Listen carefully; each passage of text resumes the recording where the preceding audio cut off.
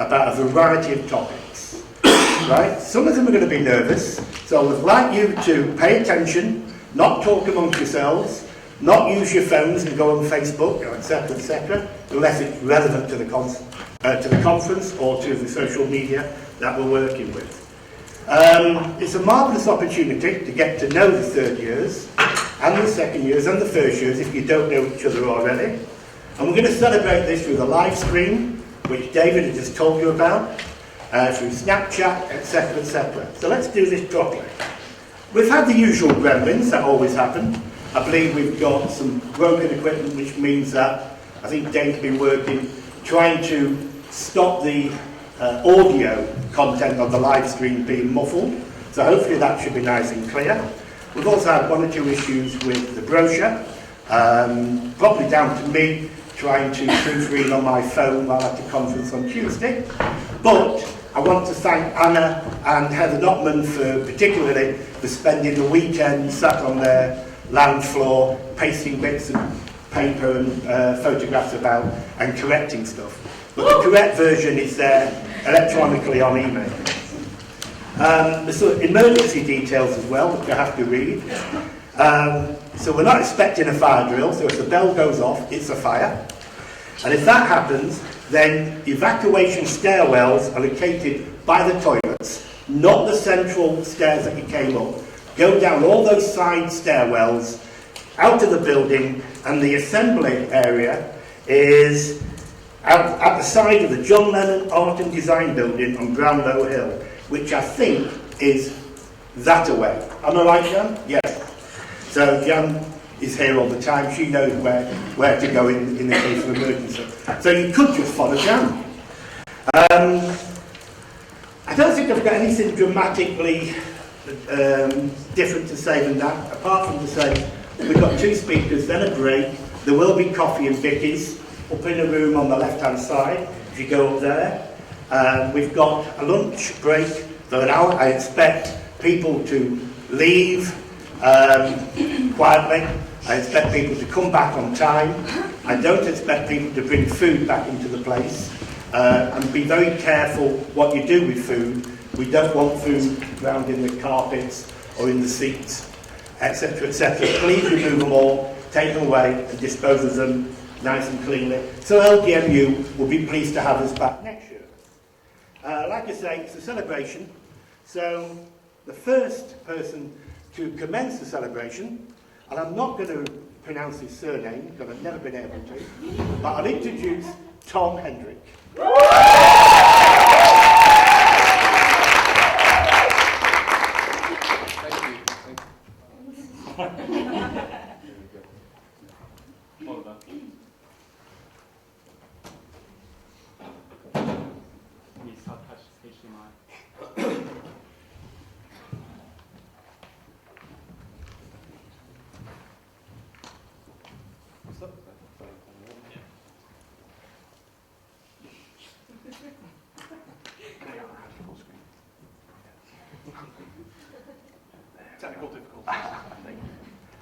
Hi guys, I'm Tom Hendrik Ubergun, for those who don't know me.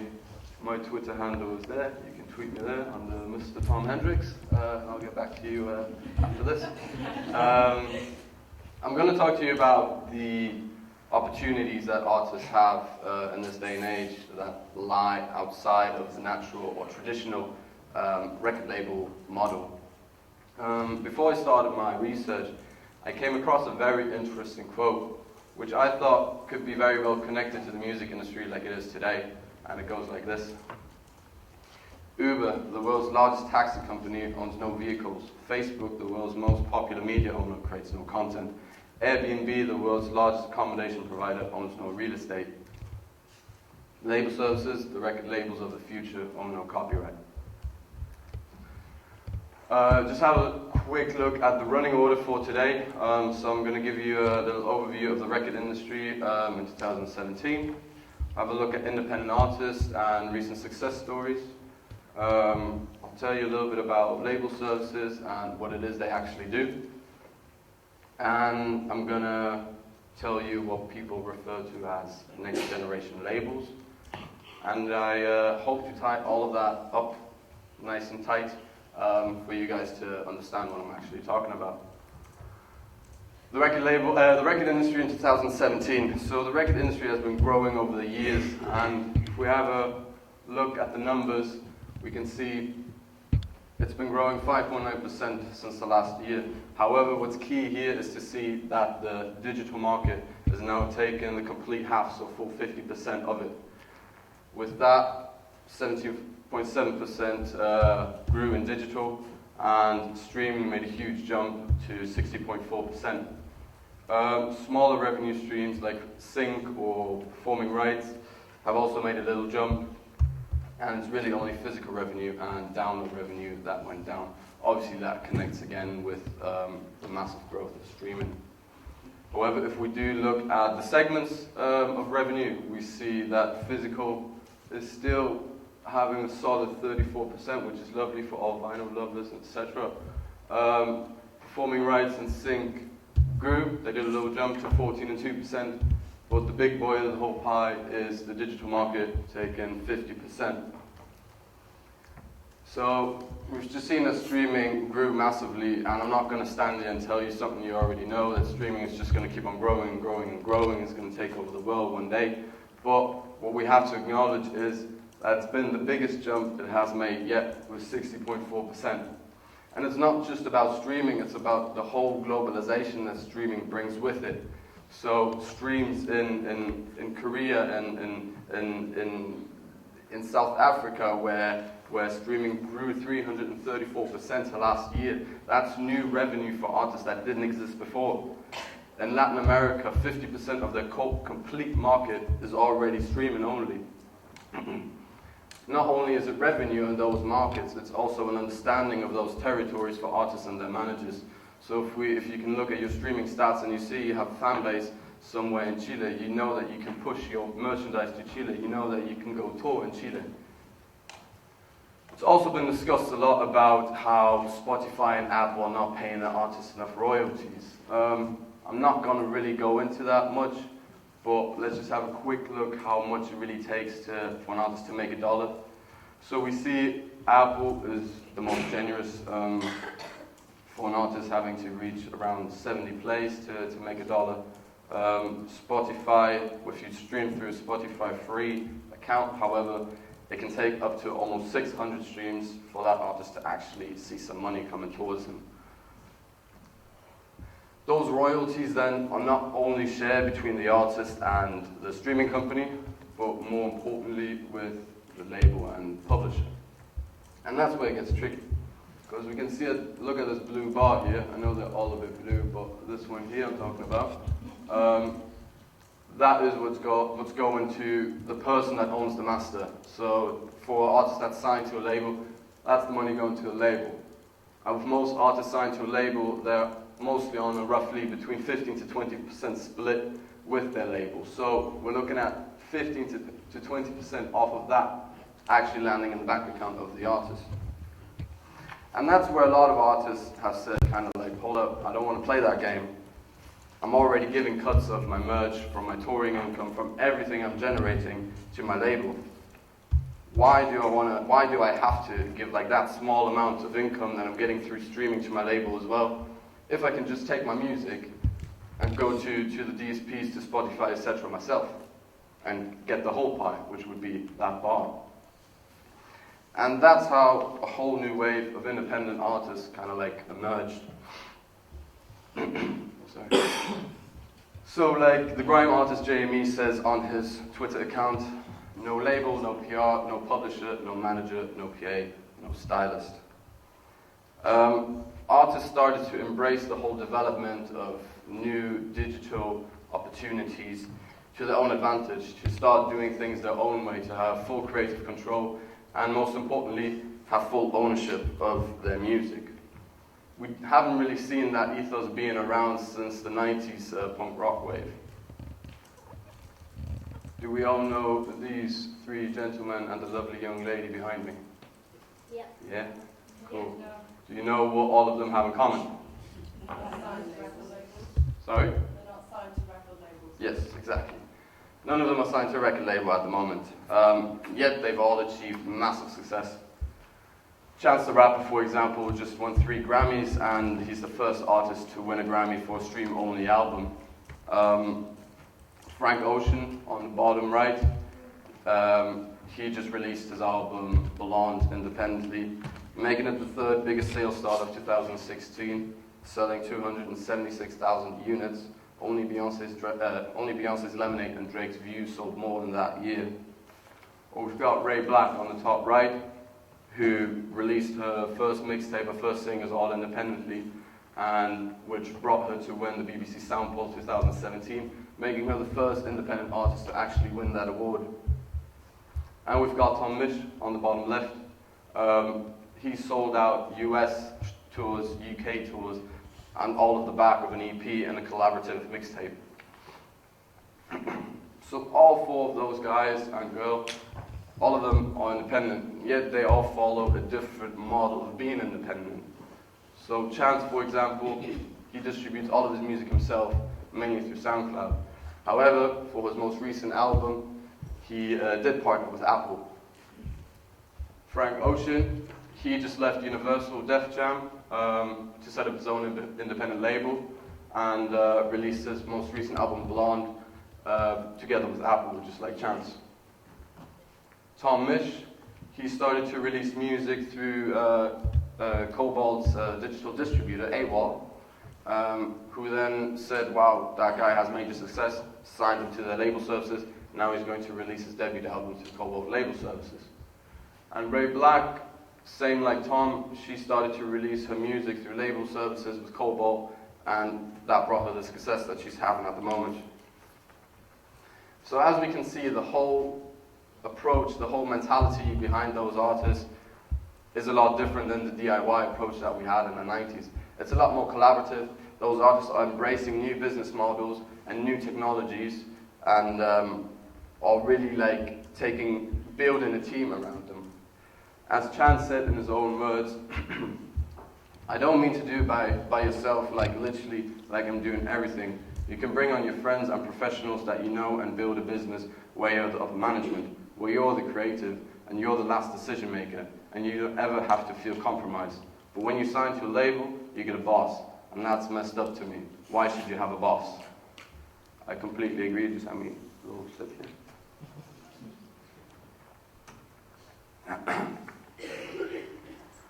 And that's exactly when those guys come into play. Label services. They offer artists, independent artists, a whole new alternative to the traditional record label model. Instead of paying out big advances and owning the music in return, label services are not interested in owning any kind of copyright and are actually distributing the majority of income to the artist after the company has recouped their costs. So most label services follow 3 principles. The first one being flexibility. All the deals on label services are very flexible. They are all adjusted to what the artist needs and are kind of like shaped to what the artist and his management team wants to really like realize. Sorry, there we go. Labels, traditional labels, mostly work on a 5 to 7 album cycle, which is obviously a lot of years because it's not years, it's actually albums that you have to release onto that deal. Secondly, it's ownership. Like I said earlier, label services don't want any ownership, don't want any copyright. Traditional labels, all of their roster, all of the music on there is owned by them, so none of the ownership stays with the artist actually. And lastly, it's transparency. All label services really commit to full transparency, offering quarterly accounting with a lot of detail to where your money is actually coming from, how your music is doing. The app that AWOL just released a couple of months ago is the perfect example for how they stand for transparency. That app, managers and musicians can look at what's happening with their music, how much money are they making in every second of the day.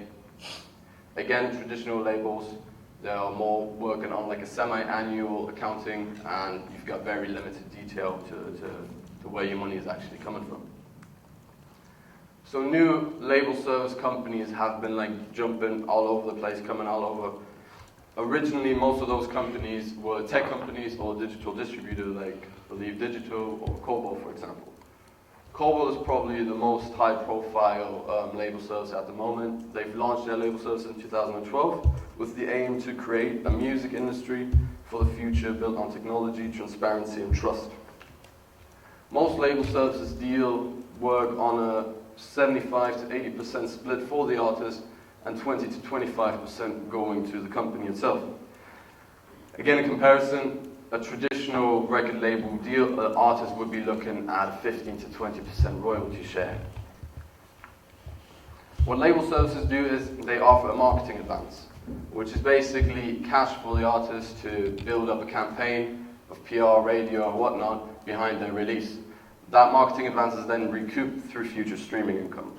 The founder of Believe Digital and director, Ladi Gayeri, he said, "We still see major contracts with strange deductions on digital royalties that look like they belong in the world of physical sales." That brings me back to the graph that I showed you earlier, showing which of the chunks goes to the label and how much of that actually lands in the artist's bank account.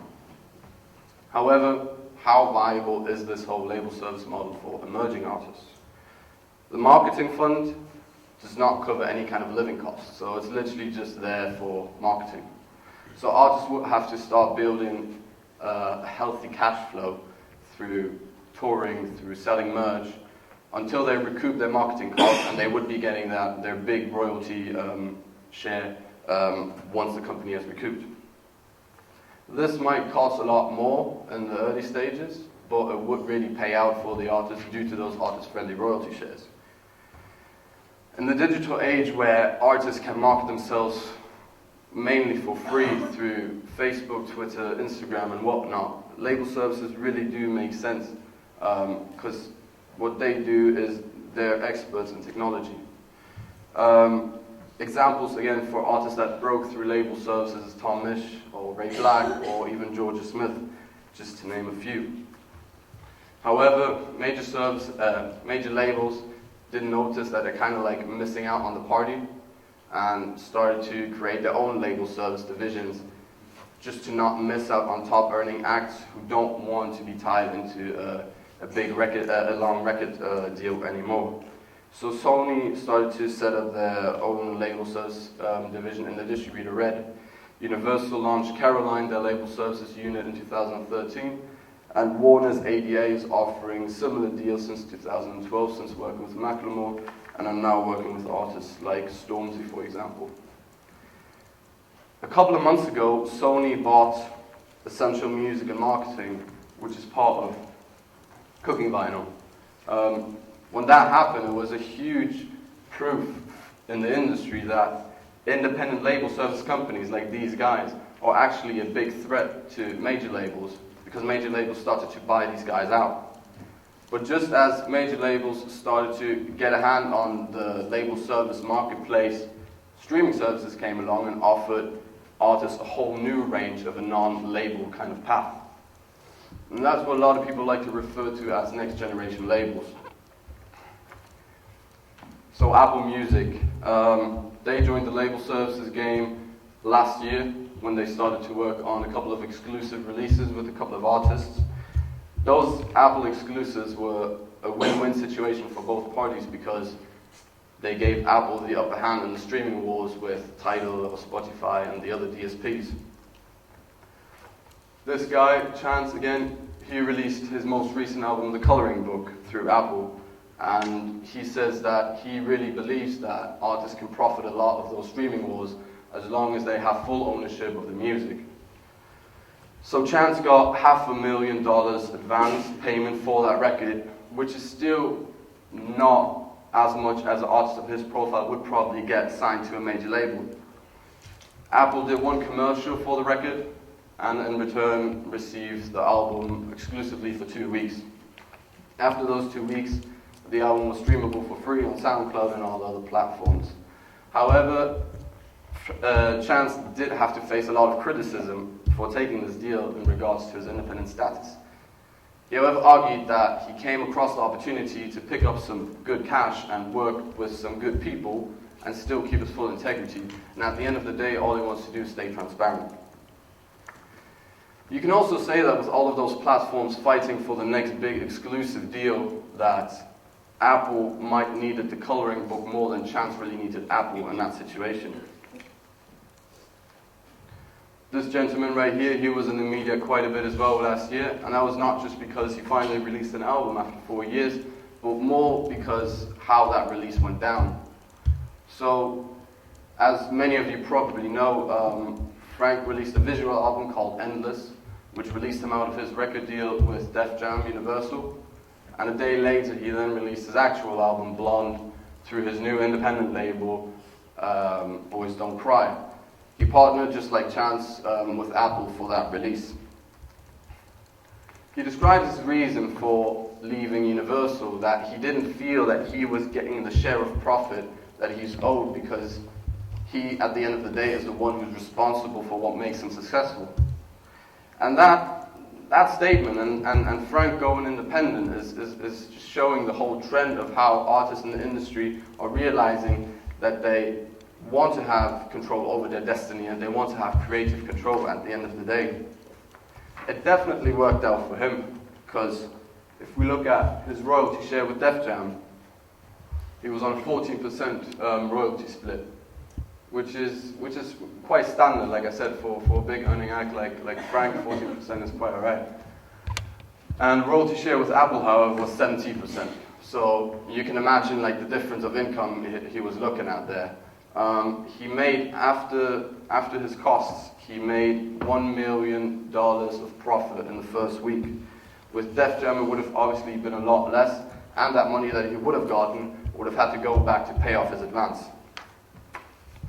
So, yeah, we do understand that Apple is paying great royalty, has great royalty rates. They're investing a lot of money into content that artists would probably not be able to deliver without them. And at the end, Apple is putting cash, which is then being translated into content, and which then is being pushed back to the fan. If we look at some examples, like Frank, who released 2 albums, a film, a live stream, a pop-up shop, and a magazine, all in his Apple exclusive, or Dr. Dre, who's straight out of Compton, had constant content released which went absolutely viral around all social media channels. Or the 1975, who had a fully produced concert on a rooftop in downtown LA around their Apple exclusive release. If you think about all of those things and you think about those models, it's fair to say that the question comes up that how important is a record label actually in this day and age? Services like Cobalt and like Apple, they offer marketing, they offer cash for artists to further their marketing. They don't want to own any copyright, and they offer a better royalty share. I mean, even radio could be replaced by Beats One, by Apple's Beats One, which already is reaching millions and millions of listeners. However, these guys, Spotify, have always stayed away from exclusive deals until just recently signing the windowing deal with Universal last month. However, Spotify is trying to go public at the moment, and they have to demonstrate to potential investors that they're working towards something where they will have more control of. Because at the moment, Spotify is pushing more than 70% of its revenue to the major labels, which is making it impossible for them to go public. So what if Spotify would start signing their own artists, like Netflix is filming their own TV shows? At the moment, Spotify is nothing more than a retail channel, but they have so much user data and so much music programming expertise that they could be a lot more than just that. At the end of the day, what labels do is they discover, invest, and nurture talent and market artists. Spotify is already doing most of those things. They're discovering and helping their users discover new music on a daily basis, and they're marketing artists through playlisting. Artists are looking at streaming platforms, especially Spotify, as a platform where they can start their career without any problems. They see it more as a platform for exposure and to start having a fan base more than actually generating a lot of revenue. Spotify, as well as Apple, would not really rely on radio, as they've got playlists in place like Discover Weekly or Release Radar, which are targeted to eventually really replace radio anyways. But as Spotify has always been against exclusive deals. A lot of people speculate that if Spotify should follow that business model, should go into signing artists, that they would be working along the lines of label services, giving artists a cash advance in return of owning a share of their revenue stream income. And we all know playlisting, right? So playlisting has been a huge factor for breaking artists these days. And Spotify are the ones in charge of those playlists. So a lot of artists would be very intrigued to be working with someone like Spotify, because it's in Spotify's own interest to put their roster on their biggest playlist for more exposure and to push the revenue. However, we have to understand that making an album is a huge project, and labels have an infrastructure set in place with many people working on that project and pushing it to the full potential. So if Spotify and Apple would follow a similar business model, it would mean a whole new discipline for that company. Realistically, a lot of people are speculating that Spotify and Apple would be limiting their services to a couple of hand-picked projects throughout the year. Similar to Netflix, again, I found the statistic that Netflix also only spends 15% of its total $3 billion content budget on their only originals. But so what? So what does all of that I've been chatting about really mean, and what does it tell us? So we've seen in the past few years, months, that artists are gaining more of an awareness of wanting to own copyright. They want to be in control. And tech companies have successfully been able to take their knowledge and convert it into becoming a true contestant to a lot of labels around. Major labels on the other side, they have to understand that they will have to start adapting, especially with those three principles that label services work at: flexibility, ownership, and transparency. Their old model might be still working for new artists who are in it to get some quick cash, some quick fame. However, big established acts will not go anywhere near a 360 deal anymore. They've got the money to finance themselves, and they can push their marketing and distribution through label services. Their main interest really is to own their copyright. I mean, if we look at artists like Placebo, Noah Gallagher, or even the Backstreet Boys, all of those guys have left their labels and are now under label services deals.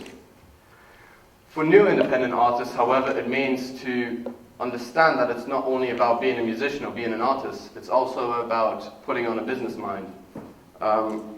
Label services, or potentially Spotify or Apple, are offering little to no A&R support or advice at all.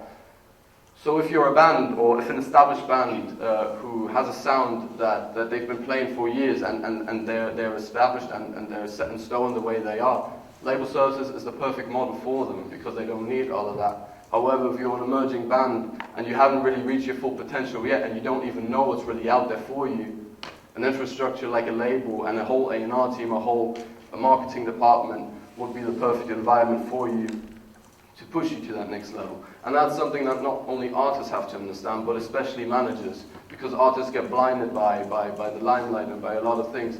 So it's mainly down to the manager to really keep a cool head and think about what am I actually looking at here, what is best for my artists.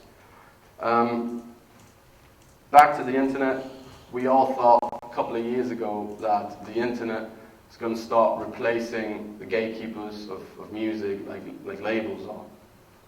However, if you guys look into your phones and the music you have saved, if we listen to the radio, the majority of the music we listen to on a daily basis is still owned by the labels. I do think that there's a movement happening, otherwise I wouldn't be standing here giving this presentation for you guys. But I think it's a really long way to go still. But we've got great artists at the forefront that could be leading the way, like Chance the Rapper, Frank Ocean, or the other guys that I've been showing you. And maybe new independent artists will understand what Jay-Z said 12 years ago, which is, I'm not a businessman, I'm a businessman. Thank you very much.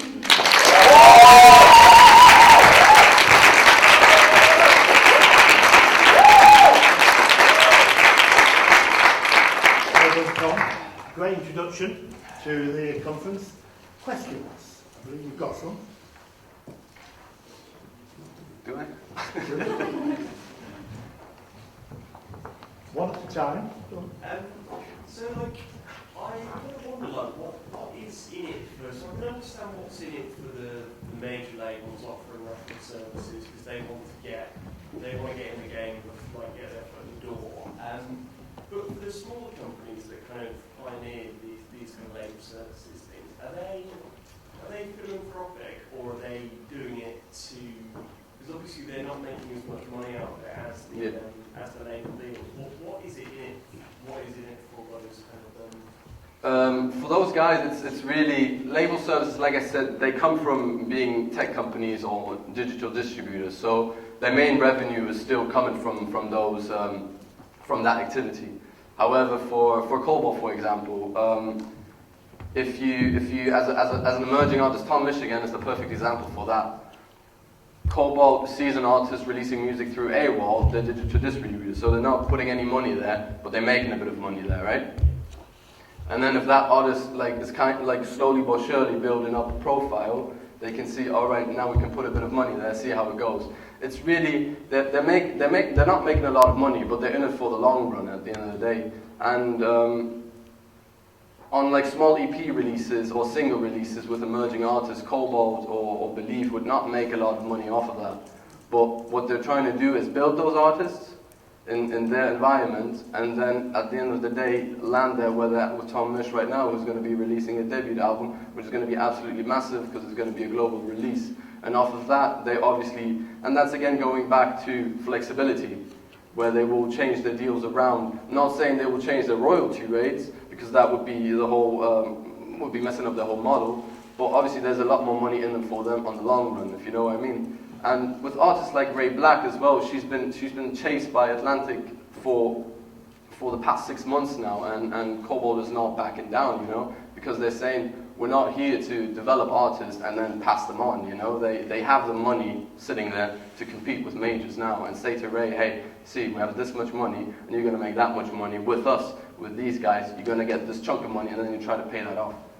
So I guess it's for them really like the long run, what they're in it really. That makes sense. Any more questions? Just last one. Yeah. So, labels have typically been quite bad at times at resisting change. Oh, sweet. That's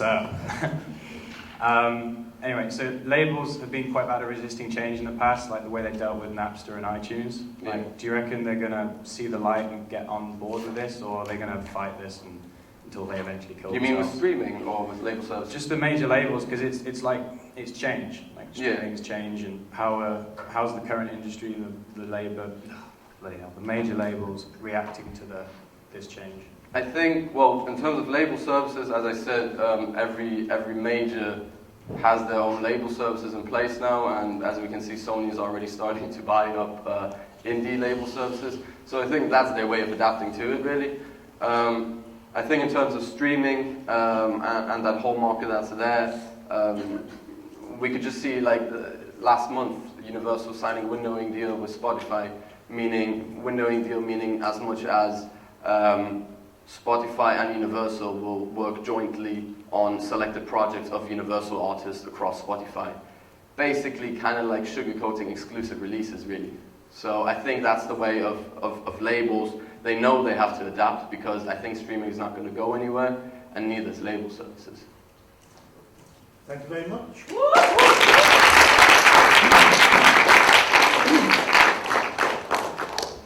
Okay, so now to our second speaker of the day, Anyam Song.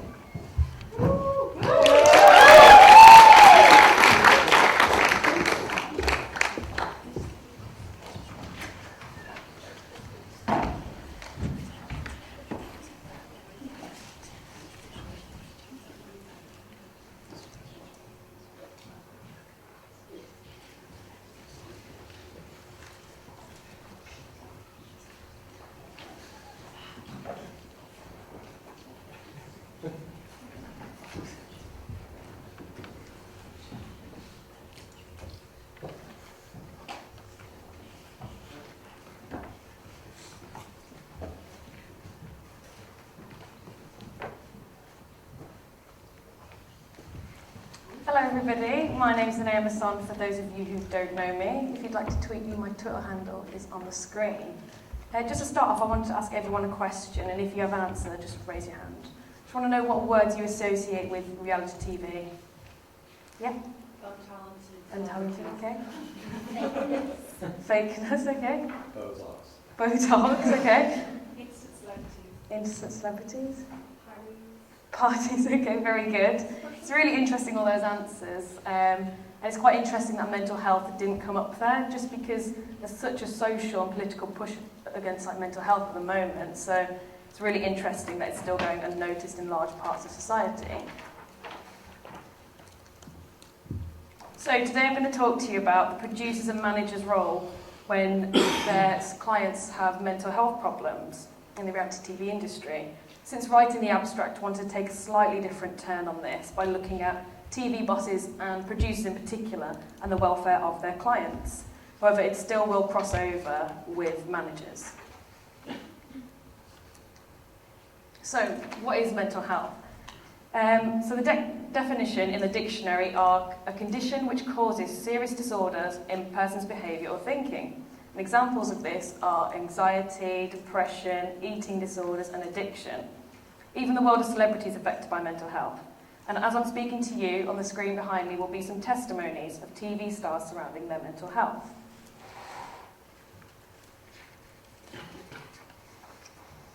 Mind is a leading mental health charity in the UK. Their president is Stephen Fry, who suffers from bipolar. Stephen's actually deleted his Twitter on numerous occasions, as he believes that Twitter has too much aggression and unkindness. He's done this for his own health. The charity Mind has provided these statistics of, in England, 1 in 6 people report experiencing a common mental health problem, such as anxiety and depression, in any given week. And also, 1 in 4 people in the UK will experience mental illness each year. So if we just look around this room, that's 25% of us will be in that last statistic. So reality TV is a type of programming which is ordinary people who are continuously filmed, and it's designed to be entertaining rather than informative.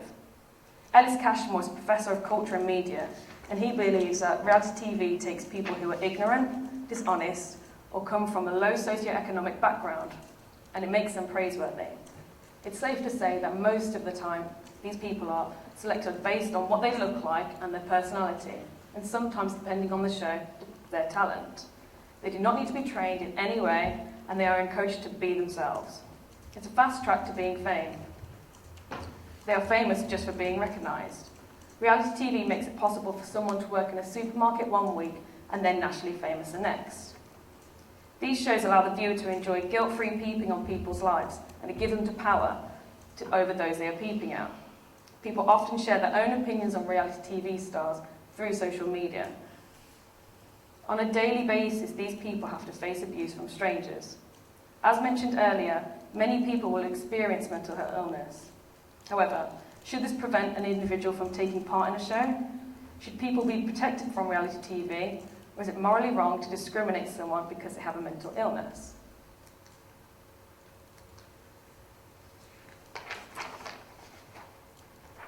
So, Mental Health Awareness Week was established in 1990, and this year it took place between the 8th and the 14th of May, which was last week. The idea of this week is to stop the stigma and raise awareness. The organisation behind this encourages people to talk through their communities and start the conversation about this topic. This is even more important with the statistics I'm about to show you. And a major new study by the Mental Health Foundation on the nation's mental health has uncovered that 65% of Britons say they've experienced a mental health problem like panic attacks or depression. The study also found that a significant increase of young people facing mental health issues, with 70% of 18 to 30-year-olds saying they've experienced a mental health problem. As you just saw, mental health is especially prevalent amongst young people. Many reality TV stars have shared their experiences of their mental health through social media. These posts contain the hashtag #StopTheStigma. One post that stood out in particular was from Holly Hagan from Geordie Shore.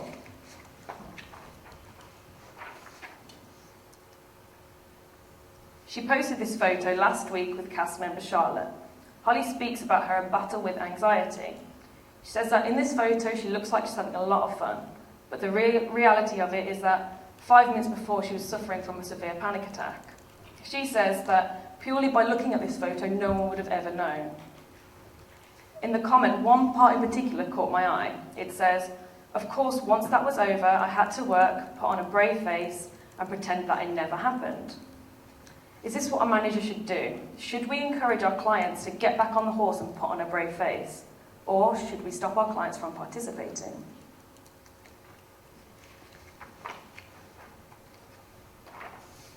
Big Brother is one of the world's largest reality TV shows.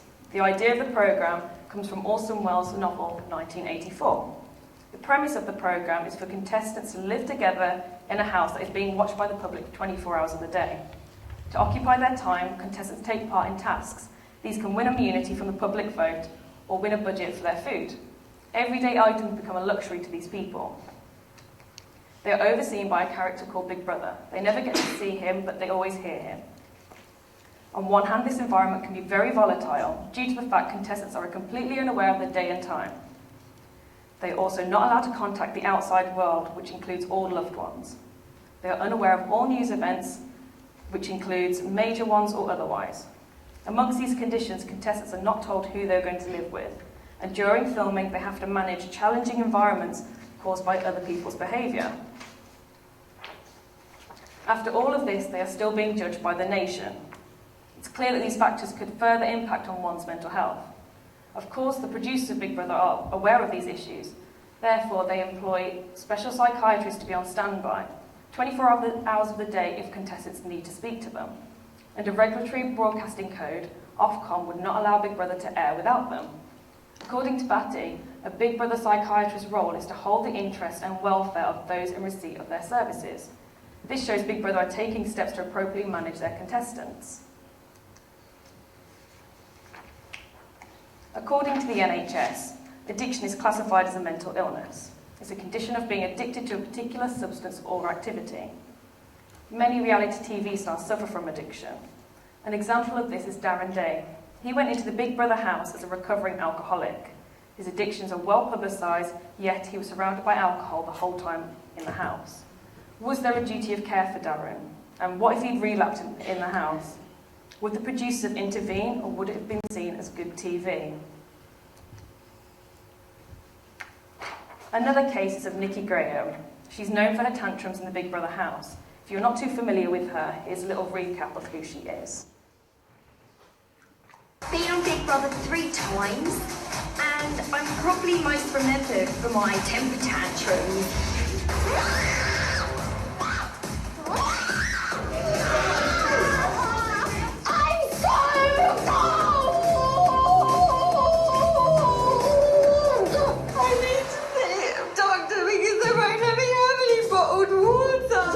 I felt disgusting. I'm dehydrated because they won't give me any bottled water. So self-absorbed. Me. So, Nikki had applied to be in Big Brother, but she was rejected the first time. She believes that her mental health had jeopardised her role as a housemate after getting quite far in the audition process. The second time she went in, she lied on an application form. This is just to be accepted on the programme. However, surely Big Brother would have seen that she'd applied before and the reasons to why she was rejected. Should the producers have investigated if she'd applied previously? And if so, why was she rejected that time? By looking at all of this, should mental health prevent participation? Cynthia McVeigh, a psychologist, she thinks that Channel 4 should tighten up their selection process. She thinks that Nikki should not have been allowed on the show. She says that people who want fame are often insecure and very unstable. And if you put people under stress, they are emotionally vulnerable, then their vulnerabilities will come to the forefront. There's a real potential for disaster, and very vulnerable people should be filtered out in the selection process. Since the programme, Nikki's gone on to publicly speak about her mental health. Her issues include anorexia and depression. She suffered for over 20 years of anorexia, and she wanted to turn her experiences in Big Brother to a good thing. She wanted to use her newfound fame as a platform to help others. She wrote a book documenting her struggle with anorexia. She said in an interview with The Telegraph that it's a great response from people and that she's helped people in the same position that she was in. It's clear that Nikki did not feel exploited by Big Brother or Channel 4. She returned to the house another 2 times after this, and she was grateful for the chance just to help people. Justin Gorman is the head of entertainment at Channel 4. He responded to this with, "There is no reason why people from all backgrounds shouldn't be on TV, as we should represent the country as a whole. However, we do have a duty of care. But do Channel 4 take their duty of care seriously?"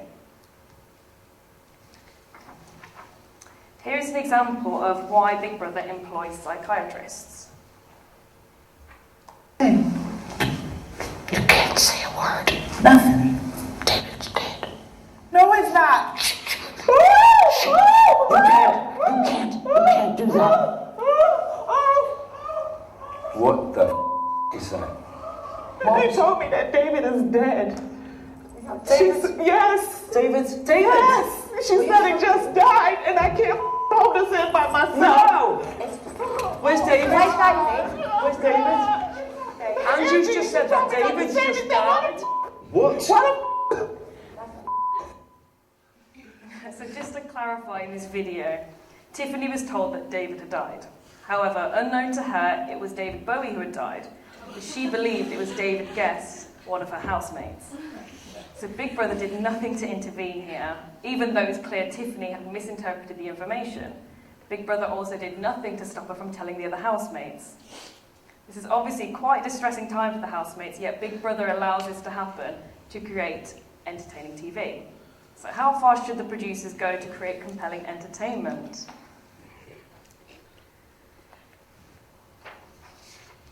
Reality TV has often been accused of exploiting those with mental illnesses for entertainment value. Some of these have been extreme cases, such as Shabazz from Big Brother 7. He threatened to kill himself live on TV. This was triggered by a history of sexual abuse. Are the producers trained enough to deal with this level of mental illness? Marjorie Wallace is the chief executive of SANE, a mental health charity, and she believes that housemates who have mental health problems are being exploited and used for entertainment. It puts people under stress and it's very dangerous. She believes the programme should not profit from people having a breakdown. Celia Richardson is a spokeswoman for Mental Health Foundation. She investigated who these professional psychiatrists were and for Big Brother. However, her findings were that they failed to provide accurate information to say they are qualified. This makes us question, who are the psychiatrists for every reality TV programme? Do production companies say they have professionals just to exploit people?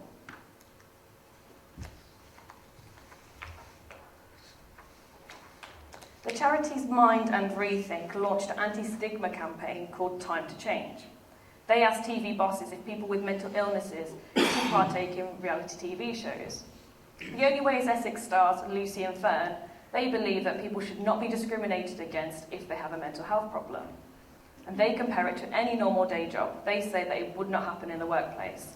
They believe the answer to this issue is dependent on the TV production company and if they look after someone well. They say that on their show they are given the right care and the right procedures. They get to speak to a psychiatrist before the show and there's always a psychiatrist on hand. They believe the responsibility lies with TV bosses. There is a stigma around this as if they believe that if you have a mental health problem in this industry, there's a fear of being judged and not getting work.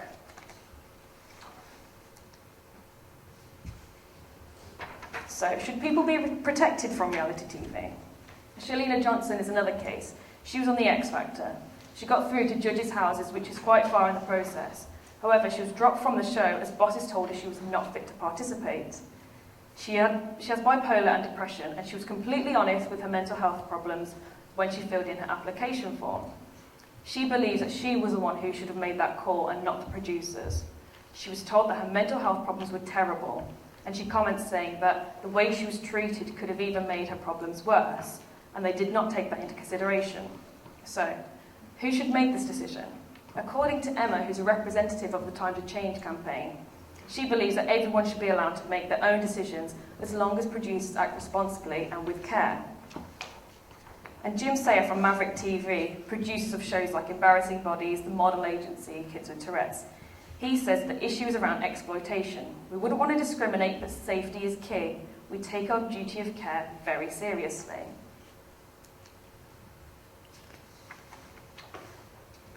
going back to Justin Gorman, the head of entertainment at Channel 4, he says broadcasters are responsible for making sure everybody is safe. He says the most important thing to them is everybody's welfare, regardless of their mental health or their background. Their duty of care is to ensure that everybody is well looked after through the whole process. The commissioning editor from BBC Three, Elliot Reid, he agrees with Gorman at Channel 4. He says that everyone should be allowed the possibility of being on a show. It's a broadcaster's job to ensure that no one is put in a position where they will come to harm.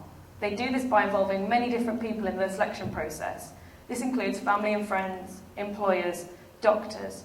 They get to build a picture of this person and assess whether they can cope during the filming process.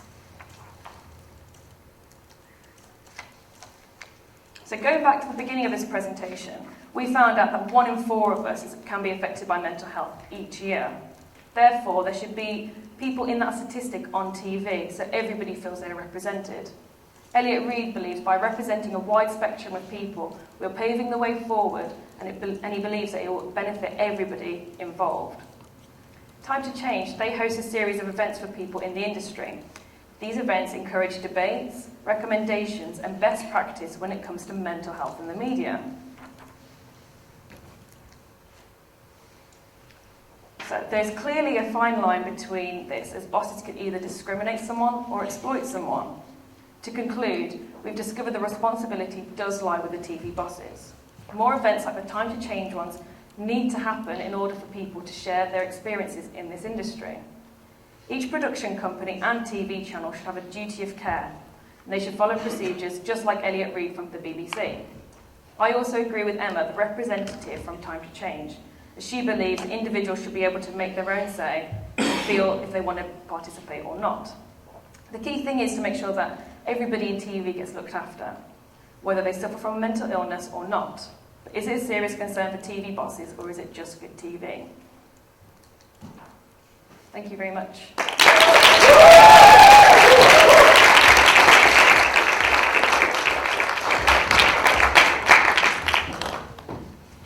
Questions straight away from? Hi. Does it concern you that because of the whole idea of, Mental Health Awareness Week and things like that, and raising the awareness, and celebrities with mental health issues being in the spotlight at the moment, does it concern you that people might actually exploit that and jump on the bandwagon and say, oh, hey, I've got a mental health, issue as well? Yeah, I mean, 100%, that's always a risk, but at the same time, it's still spreading awareness, and it's hard for anyone to make that judgment if someone's lying or not. I think even a doctor would find that difficult to see if someone's telling the truth or jumping on that bandwagon. So I think just out of courtesy, and especially in the TV industry, that everyone should be believed and just respected more than anything. Thank you. Any more questions? In terms of, obviously, celebrities, what do you think about? So, recently, about a week ago, Piers Morgan was saying about they need to man up with mental health. What, after doing this and your station stuff, what are your thoughts as with him being a celebrity? With him being a celebrity and for him to say that? Oh, well, I think he's completely wrong. I literally think he was doing that for good TV again. A lot of people, that's why they do it. But Piers Morgan, he was saying to someone that everyone should man up, and I think that's so wrong. I don't know whether he was just playing devil's advocate there and trying to get a debate out of somebody, but I think when it comes to this, I don't think anyone should be told that they need to man up. I think that's the wrong way to do it, and he's not helping anybody by doing that. Any more questions?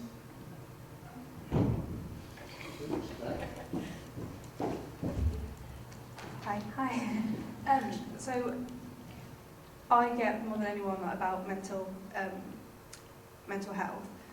When it comes to with them protecting themselves, though, should they really be going on television? Do you think that they should be, if they know they've got a problem, should they really be going, oh, hey, look at me, I'm going to thrust myself into the limelight, get more stress than therefore?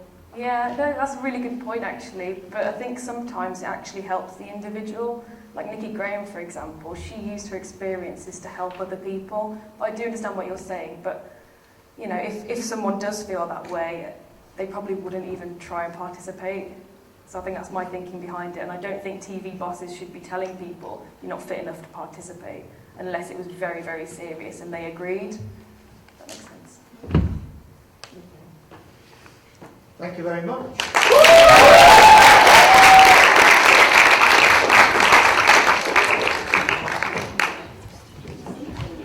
Right, we have a module in our second year called the Producers. So all the level 5 students produce short films or equivalent productions as part of that. And we're going to show the vast majority of those during the conference. I think we're working at 2 per day. The first one is a promotional video, and it's been made by Tash Brooks, Lucy Moreau, and Abby Williams.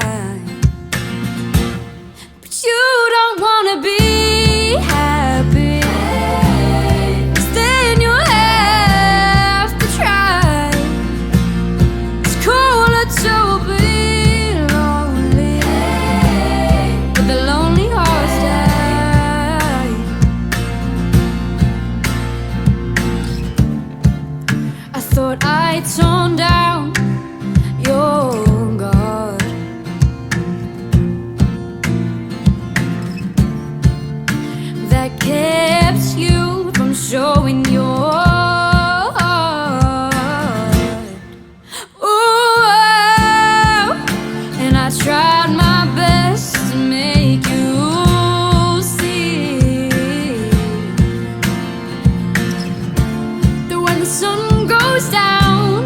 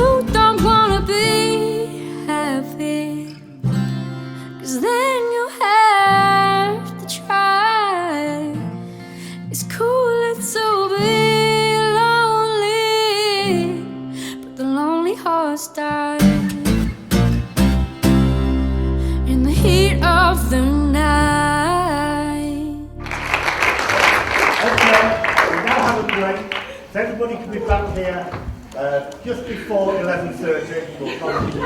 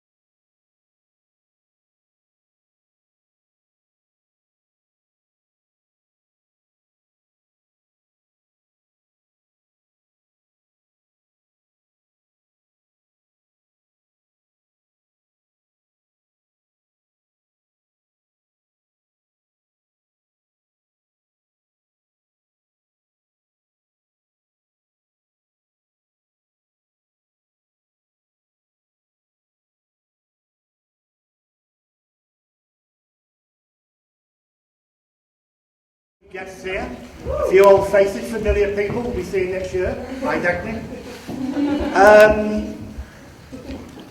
As you all know, one of the great things about LIPA is that because of all our contact, we're able to get people to come in, not just students to come back and visit us and tell us and share what they're doing and share their experiences through things like the See Me Now conferences, but we get a lot of high-profile guests to come in and contribute to marketing, to the producers, to contemporary issues in arts management, as you know. You yourselves arrange for speakers to come in. And we also have the masterclass programme, the management masterclass programme. And what we've got, one every single day, is a short film, an interview, some advice to you from somebody who came in for those masterclasses. And the one for today, I'm sure it's a coincidence, but straight after doing this masterclass, Max Lasada was promoted from head of Warner's UK to head of recorded music worldwide for Warner's. I'm sure there's a connection somewhere. Maybe just I rubbed off on him or something like that, or you rubbed off on him. But I'm sure the whole experience was good for him. So I'll just pass on, and we'll have the first in conversation with Max Lasada.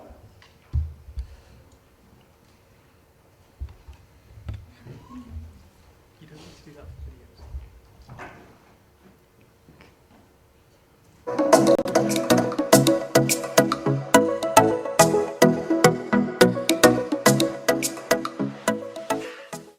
What advice would you give to a manager who has a new act and they're looking to try and get into the industry? The advice I would give to a new manager to get into the industry, I think firstly develop a certain sense of momentum, both from a live momentum to a social media momentum. So our A&R people review both the quality of music and the response to an audience. So we certainly don't sign an artist that hasn't produced a body of work. You know, they need to show that they can write songs, perform them to a certain standard, and that we look to that they're active within Facebook, Instagram, YouTube. And I think YouTube is a brilliant discovery tool. It's where people share, talk, fall in love with music. And I think as a manager, creating a social media strategy and a touring strategy, and not worrying about traditional media such as print, radio, press would be the first wave. And then maybe go to a label or independent major or publisher to get a development fund to allow that seed money to kind of grow, allow them to tour and build, so we can start to get really interested and look to do a deal. You used to call me on my...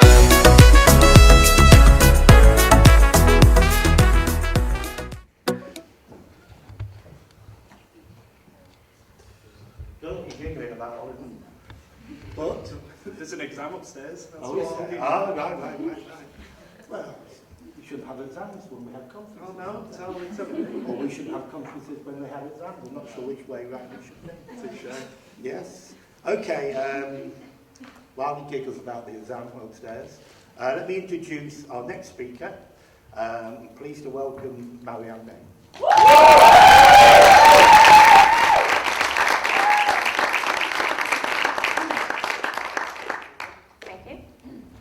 Hello, my name is Marianne, and today I'm going to talk about crowd management at music venues with focus on terrorism.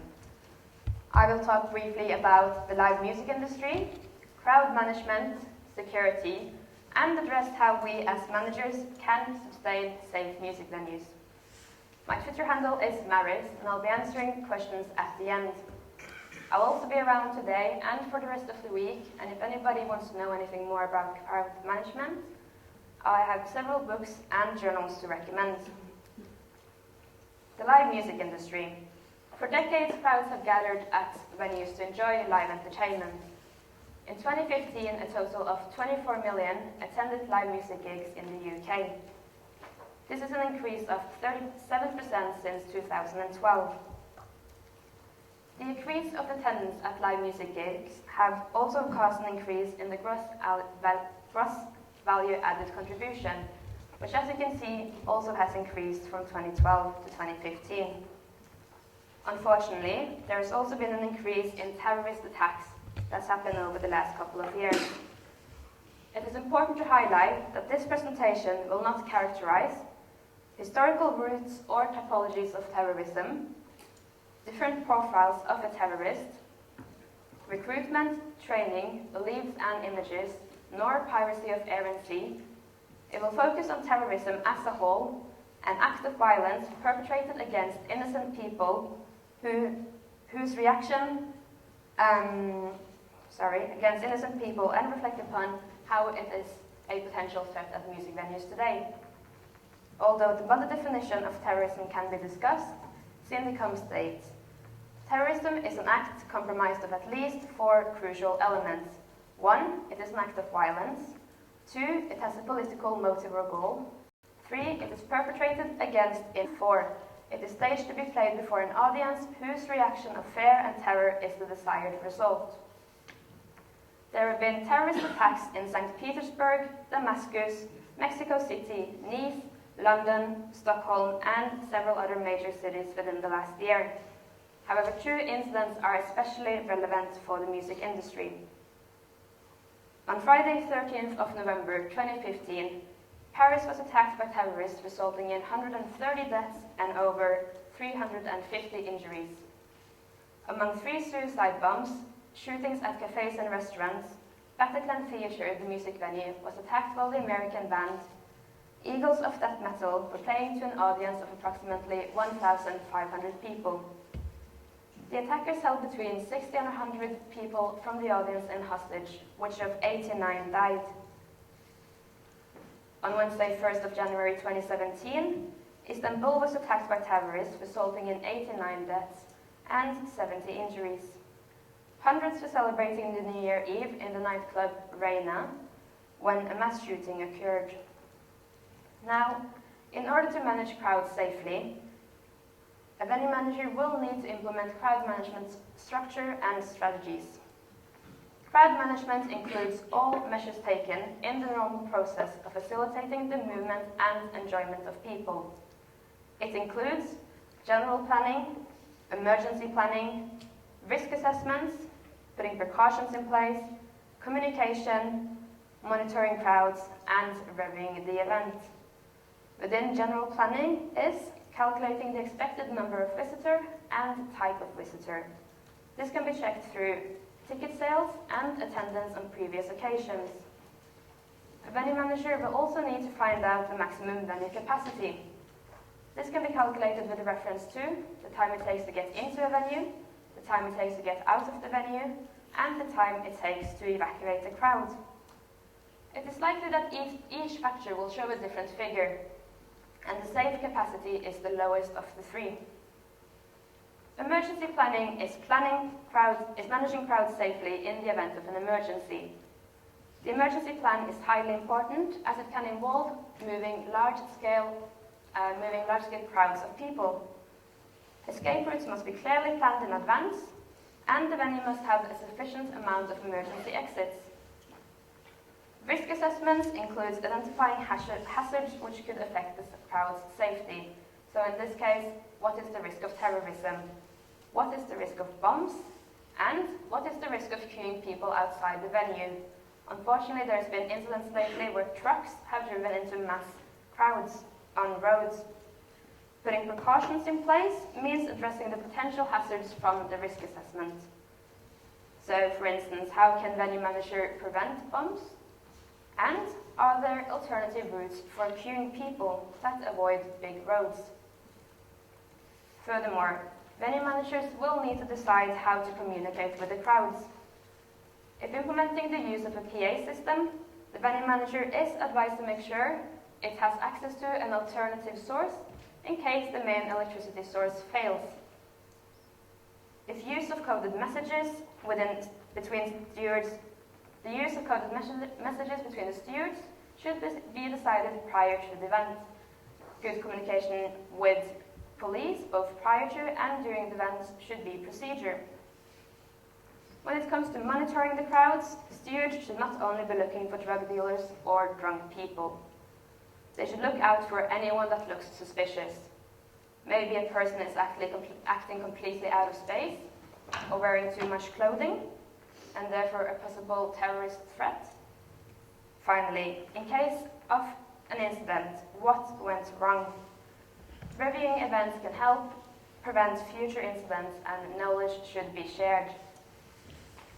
Now, I've talked about elements within crowd management venue managers need to consider and address when hosting an event. However, it is often beneficial to visualize the crowd as well. Keith Still is Professor of Crowd Science at Manchester Metropolitan University. He is the most well-known expert of crowd dynamics and crowd safety in the UK, and he has worked on big international events. He's designed all these photos and the photos on the next slide. These 6 photos identify crowd density. The first photo shows 1 person per square meter. The second, 2 people per square meter. The third, 3 people per square meter. The fourth, 4 people per square meter. The fifth, 5 people per square meter. And the sixth, 6 people per square meter. Photo 5 is maximum capacity. Photo 6 is high risk. High risk obviously includes a long evacuation time, and it gives a high crowd pressure, which in serious situation can lead to lack of oxygen and bone crushers. Now, remember that the venue capacity should be calculated by the time it takes to get into the venue, the time it takes to get out of the venue, and the time it takes to evacuate the crowd. It takes a lot less time evacuating the people in photo 1 than the people in photo 6. And in the case of a terrorist attack, you'd rather be in one of the 3 top photos than in the 3 bottom photos. As a venue manager, you need to make sure the capacity allows safe evacuations of people.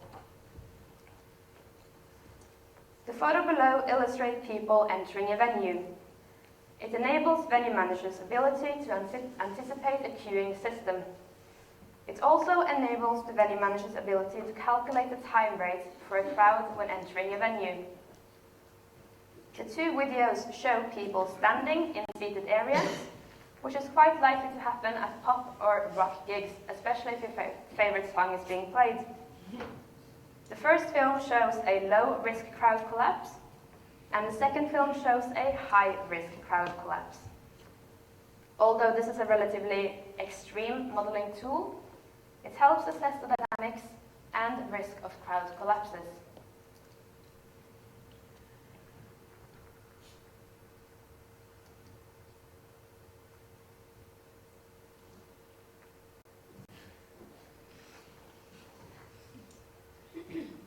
As you can see with these 2 examples, visualizing the crowd may help avoid overcrowding and give safer evacuations. In order to manage crowds safely, it is also key to understand the crowd's behavior. Because there's a relatively rare occurrence of emergencies, people are typically unfamiliar with the most appropriate forms of actions. Now, how many of you check for the emergency exit when you go to a new venue? Maybe a fourth of you? Now, because most visitors are actually unaware of the most appropriate forms of actions. So they will choose to use the routes and exits which they are familiar with. So for instance, go out the way they came in, rather than those that are closest and give the quickest evacuation time. Parents are likely to put the safety of the children before their own, and although this keeps a more structured evacuation, it increases the time rate. It is therefore important for music venues to have qualified staff and stewards. The staffing structure of a music venue obviously depends on the size of the event. However, a part of planning and preparing for the event includes identifying where staff will be needed and in what number. Staff should know the crowd's behavior, know the layout of the site, where are the emergency exits and where are the first aid points, direct the crowd to avoid overcrowding, keep gangways and exits clear, avoid queuing on stairs if possible, and know and understand the arrangements for evacuating the crowd, including coded messages. All staff should have distinctive clothing and be trained so that duties can be carried out effectively. If the music venue has hired a subcontracted stewarding firm, it is advised to make sure that all their staff also meet the required standards. Now, speaking of standards, what legislation is required for music venues? Although legislation is an important factor for crowd management, I'm not going to go into too much detail, as it is a presentation on its own. However, the Health and Safety at Work Act requires venue owners to ensure an adequate plan is made for the health and safety at work. Within this act are also stewards, volunteers, contractors, sponsors, and people attending the music concert. A successful prosecution under this act can mean a prison sentence, community punishment, or fine for the event organizer. Section 4 within this act is especially relevant for emergency planning, as it places legal duty to ensure that the access and exits within the music venue are safe and without risk to the health of the crowd. The management of health and safety at work